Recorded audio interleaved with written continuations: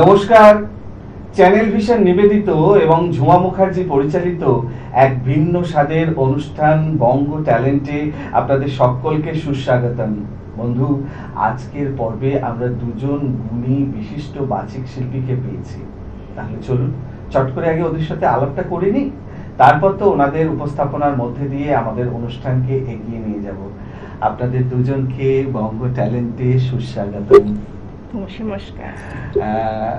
মানে দেখে তো মনেই হচ্ছে মা মেয়ের জুটি। একদম ঠিক বলেছেন। তো পারফরম্যান্সটাই তো সেরকম হবে দুজনের। তা প্রথমে আমি দিদির কাছে যাই। দিদি আজকে কি শোনাবেন বলুন। আজকে আমি শোনাচ্ছি কবিগুরু রবীন্দ্রনাথ ঠাকুরের কবিতা জীবন দেবতা, চিত্রা কাব্যগ্রন্থ থেকে। বাহ, খুব সুন্দর নির্বাচন। শুরু করুন তাহলে।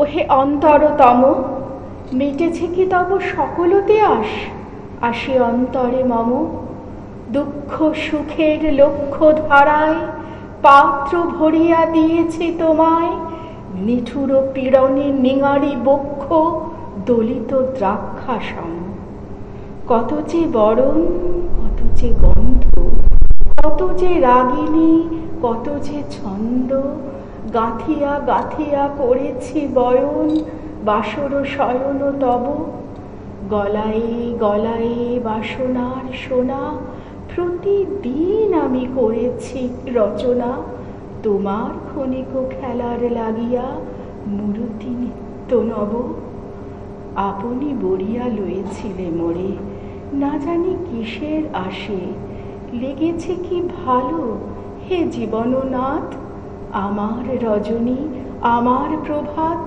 আমার নর্ম, আমার কর্ম, তোমার বিজনবাসে, বর্ষা শরতে বসন্তে শীতে ধ্বনি আছে হিয়া যত সঙ্গীতে, শুনেছ কি তাহা একেলা বসিয়া আপন সিংহাসনে, মানস কুসুম তুলি অঞ্চলে গেঁথেছ কি মালা, পড়েছ কি গলে, আপনার মনে করেছ ভ্রমণ মম যৌবন বনে, কি দেখিছ বধূ মরম মাঝারে রাখিয়া নয়ন দুটি, করেছ কি ক্ষমা যতেক আমার স্খলন পতন ত্রুটি, পূজাহীন দিন সেবাহীন রাত কত বার বার ফিরে গেছে নাথ, অর্ঘ্য কুসুম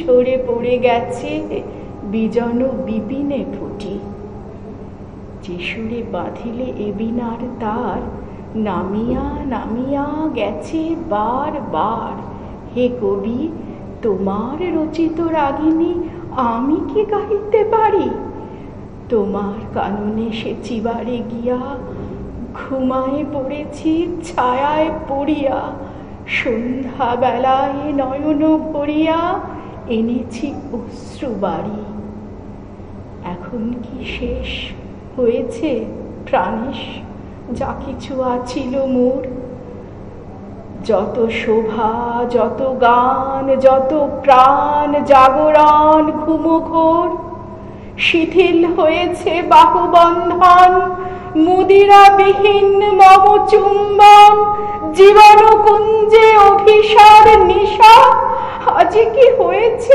ভোর, ভেঙে দাও তবে আজিকার সভা, আনো নব রূপ আনো নব শোভা, নূতন করিয়া লহ আরবার চির পুরাতন মোরে, নূতন বিবাহে বাঁধিবে আমায় নবীন জীবন ডোরে।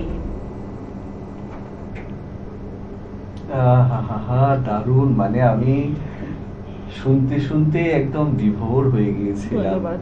সত্যি অসাধারণ উপস্থাপনা। দিদি, এবারে আপনার তো শুনলাম, তোমার কাছে যাই। সায়ন্তী, তুমি কি শোনাবে বলো আজকে?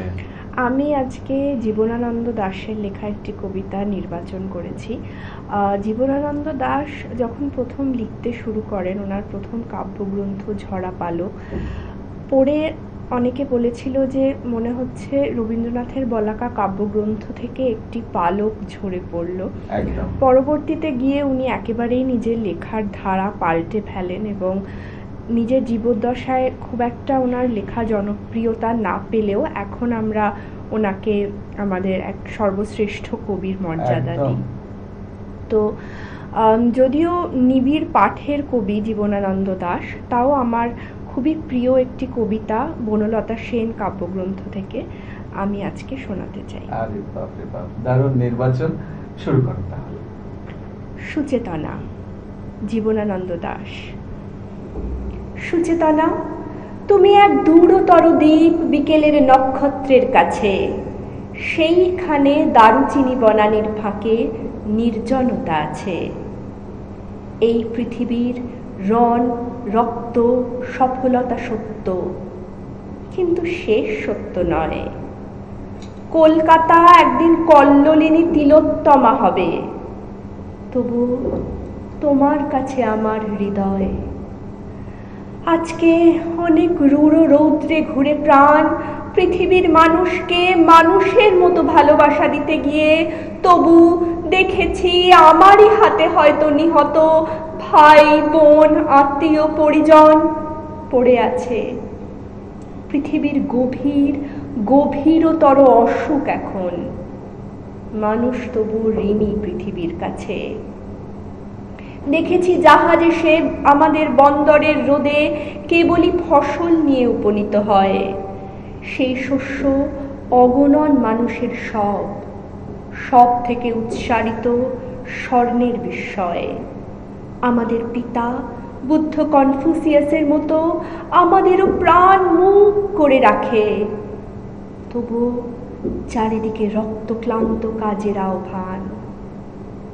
সুচেতনা, এ পথে আলো জেলে এ পথেই পৃথিবীর ক্রমমুক্তি হবে। সে অনেক যুগের মনীষীর কাজ। এ বাতাস কি পরম সূর্য করোজ্জ্বল, প্রায় তত দূর ভালো এ মানব সমাজ আমাদের মতো ক্লান্তিহীন নাবিকের হাতে গড়ে দেব আজ নয়, ঢের দূর অন্তিম প্রভাতে। মাটি পৃথিবীর টানে আজ মানব জন্মের ঘরে এসেছি। না এলে ভালো হতো এ কথা অনুভব করে। এসে যে গভীরতর লাভ হলো সে সব বুঝেছি। শিশির শরীর ছুঁয়ে সমুজ্জ্বল ভরে যা হলো হবে, যা হবার নয়। শাশ্বত রাত্রির বুকে সকলই অনন্ত সূর্যোদয়। দারুণ অসাধারণ উপস্থাপনা। সত্যি মানে উপস্থাপনা অনবদ্য কিভাবে যে হয়ে যায়, এটা সত্যি একটা সাধনার ফল, না হলে হয় হ্যাঁ, না। বলতে পারেন। একদম। আচ্ছা, কথা যখন উঠলো সাধনার কথা, সেই হিসাবেই আমি আপনাদেরকে জানতে চাই যে ভবিষ্যতে কবিতাকে নিয়ে এগোনোর কি পরিকল্পনা, যদি ছোট্ট করে দু এক লাইনে বলে দাও বা বলে দেন। আমরা তো কবিতা চর্চা করতে খুবই ভালোবাসি এবং এই অনুশীলনের মধ্যেই আমরা রয়েছি। আমরা ব্রততী পরম্পরার ছাত্রী। আমার মা অনেকদিন ধরেই শেখে এবং আমি তারপরে শিখি। এখন আমি ব্রততী বন্দ্যোপাধ্যায়ের কাছে সরাসরি আমি ওনার ছাত্রী এবং আমাদের ব্যস্ত জীবনের মধ্যেও আমরা সময় করে চর্চা কিন্তু চালিয়ে যাচ্ছি এবং আমাদের একটি ফেসবুক পেজ আছে, তার নাম কথাকলি।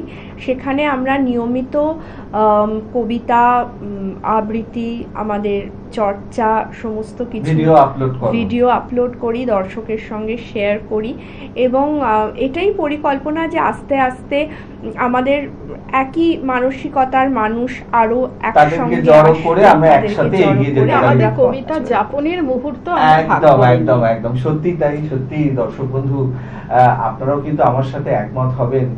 আজকে সুস্মিতা দিকে পেয়ে এবং সায়ন্তীকে পেয়ে আমাদের অনুষ্ঠান একদম কবিতায় কবিতায় একদম ভরে উঠেছে, কিন্তু সময় একদম শেষ।